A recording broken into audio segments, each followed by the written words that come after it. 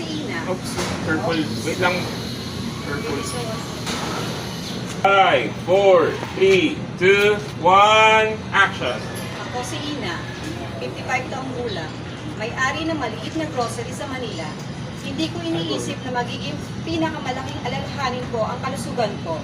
Simula pagkabata, sanay ako sa ritmo ng buhay negosyante. Nagbubukas ng tindahan na maaga sa umaga at nagsasara ng hating gabi. Nag-aabot ako ng maraming oras araw-araw na nakaupo sa counter halos hindi gumagalaw. Kumakain ng mabilis, minsan noodles, minsan tinapay, at madalas ay abala sa trabaho kaya walang oras magpahinga.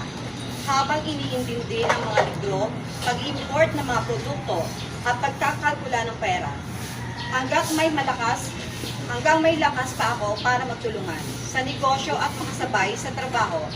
Akala ko, normal lang yon. Ngunit hindi ko alam na unti-unti pa lang pinahihina na ganito pamumuhay ang katawan ko. Napansin ko na may mali sa katawan ko. 2 taon na ang nakalipas, bigla akong nagulag.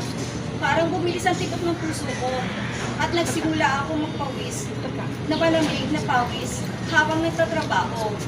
Agad akong kumapit sa counter para hindi matuba. Inisip ko baka dahil lang sa sobrang pagod ko at baka makapagpahinga lang ako ay okay na. Pero patuloy na wala. Minsan, nanginginig ang mga kamay ko at pakiramdam ko ay parang nanginginig ang mga katawan ko na parang nakatayo sa isang barko sa gitna ng malaking alon. Habang nagkakalculate ako, habang ang mga tao ay nagpanik, ako na lang ang huminga ng malalim at umasang mawawala ang kapatid ko.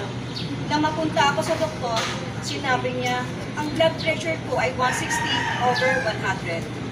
Mabilis na tumaas ang blood lipids ko. At kung hindi ako makukontrol agad, malapit na ako magkaroon ng stroke. Nagulat ako.